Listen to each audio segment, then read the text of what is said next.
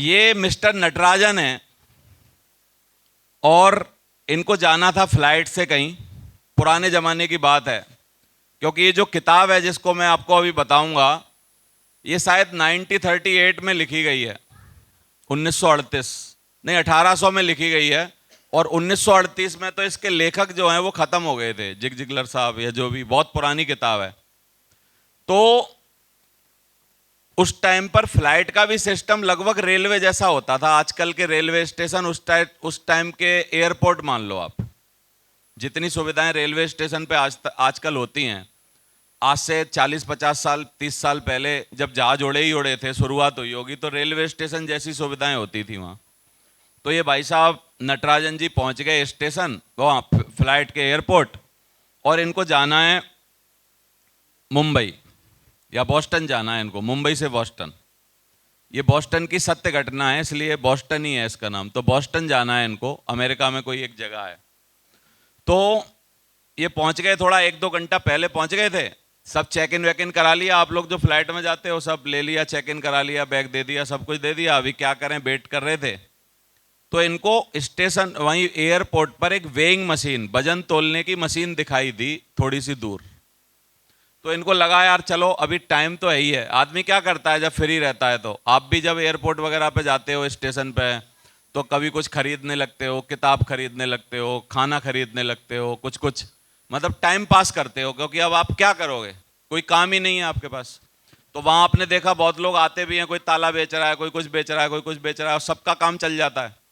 तो weighing machine लगी थी, इन्होंने सोचा लाओ वजन कर लेता हूँ अपना, और ये खड़े हो गए मशीन पे जाके। और मशीन में से एक स्लिप निकली, पहले वेइंग मशीन में से एक स्लिप निकलती थी, पर्ची निकली। उस पर्ची पे लिखा था, सबसे पहले वजन लिखा होता है 64 किलो, ऐसे लिखा होता है ना, 64। आप में से कितने लोगों ने रेलवे स्टेशन वाली मशीन पे तुला है? असली में हमने तुला है। तो वहां क्या होता था, एक मोटा सा गत्ते का पट्टा सा निकलता था, और उस पर बड़ा गोद के लिखा हुआ होता था वो नंबर, है ना।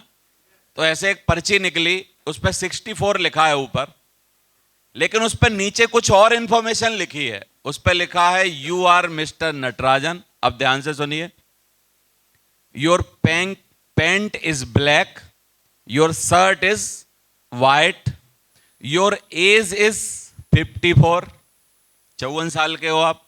तो ऐसे ऐसे करके डिटेल आई, और नीचे लिखा था कि आपको मुंबई से बॉस्टन जाना है, और आपकी बॉस्टन की यात्रा मंगलमय हो।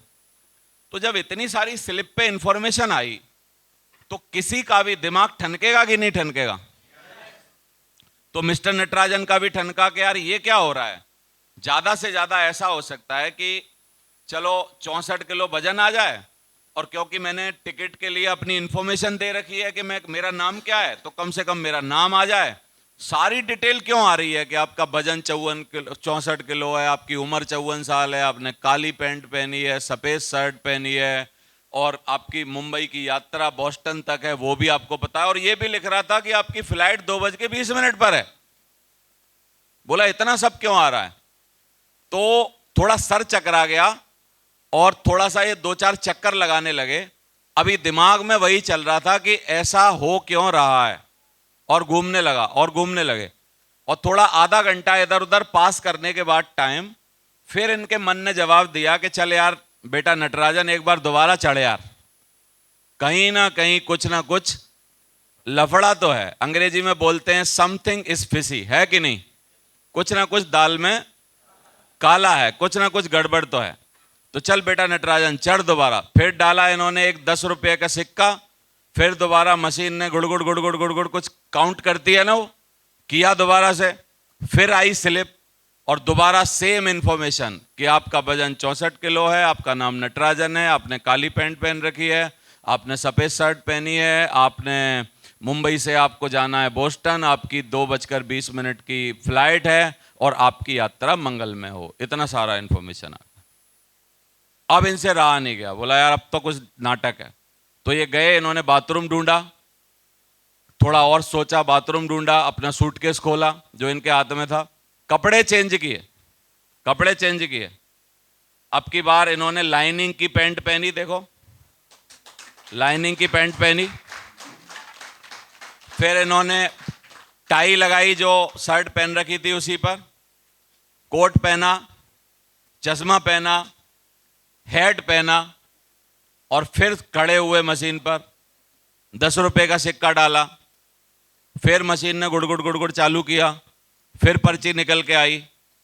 अब की बार ध्यान से सुनना कि आपका वजन 64 किलो है, आपका नाम मिस्टर नटराजन है, आपने लाइनिंग की पैंट और चेक का कोट पहन रखा है, सही है।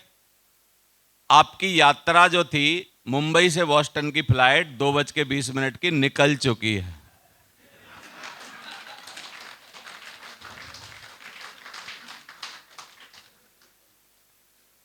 अब इसका मर्म समझाता हूं, मैंने ये कहानी क्यों सुनाई है। ये मैंने कहानी इसलिए सुनाई है कि हम सबके जीवन में हमेशा मिस्टर नटराजन जैसे हालात होते हैं कभी ना कभी, क्योंकि हम करने जाते हैं कुछ और। सुनो पहले मेरी लाइन, आप फिर वो हाथी के 4 पैर होते हैं ये मत सोचो, मेरे से सुनो पहले, क्योंकि ये अब जो भी आगे बोलोगे वो तो क्या है, आपकी फीडिंग है ना पहले से जो दे रखी है, वो नहीं चलेगी। आज यहां सब कुछ नया चलेगा। तो हम करने जाते हैं कुछ और, करने लगते हैं कुछ और, मिल जाता है कोई और, हो जाता है फिर कुछ और उसके बाद सारा ही काम खराब हो जाता है। समझ में आ रहा है आपको? दुनिया में फिर वही बात जिससे हमने चालू किया था, हैप्पी बर्थडे बोला था, फिर कहानी के माध्यम से वही बात को आगे बढ़ा रहे हैं कि हम लोग जब उद्देश्य क्लियर नहीं होता हमारा, तो हम फालतू चीजों में फंस जाते हैं। आप में से कभी कोई मॉल या मेला देखने गया है? मॉल गए हैं या मेला देखने गए हैं? मेला और मॉल लगभग बराबर है मेरे को जो लगता है। पहले टाइम पे मेले लगते थे, आजकल एसी वाले बड़े से हॉल में वही मॉल होता है, ऑर्गेनाइज तरीके से होता है। मेला और मॉल एक ही है।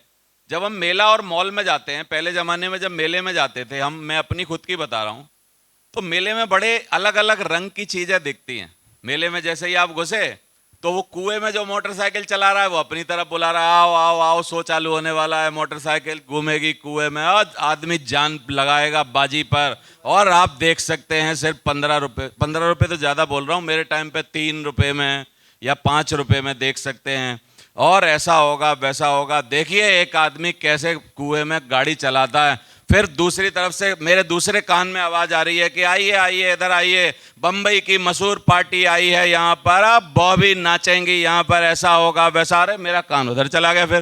फिर वो बोल रहा है बंदर वाला, अरे इधर आइए बंदर का खेल देखिए, फलाना करिए ये करिए। फिर वहां एक आदमी बोल रहा है दूसरा, पत्ते पीटने वाला, पत्ते पीटिए, निकालिए यहाँ से मिलेगा नकद इनाम, ये होगा वो होगा, ऐसा होगा ऐसा होगा। फिर मैं थोड़ा और आगे बढ़ा, कुछ और नाटक, वहां से टिकिया वाला आवाज लगा रहा है, मेरी टिकिया खा लीजिए। वहां से कुछ और, वहां से ये और, वहां से वो और बीच में हमें ये दिखा, यार ये तो हमारी पड़ोसन है, किसके साथ घूम रही है, बीच में ये भी हो रहा है। बोलो आप, मेला मतलब क्या? मेला है भयंकर भटकाने का प्रोग्राम। कितने लोग समझ पा रहे हैं मेरी बात? मेला क्या? मेला है भयंकर भटकाने का प्रोग्राम। हर आदमी आपकी जेब से मेले में पैसे निकालने के लिए पूरी जुगत लगा रहा है कि नहीं? कितने लोग बोलते हैं यही है मेला? मेला है क्या भाई? मेले में सारे लोगों का प्रयास एक ही है। सर्कस लगा हुआ है, टिकट लो घुस जाओ।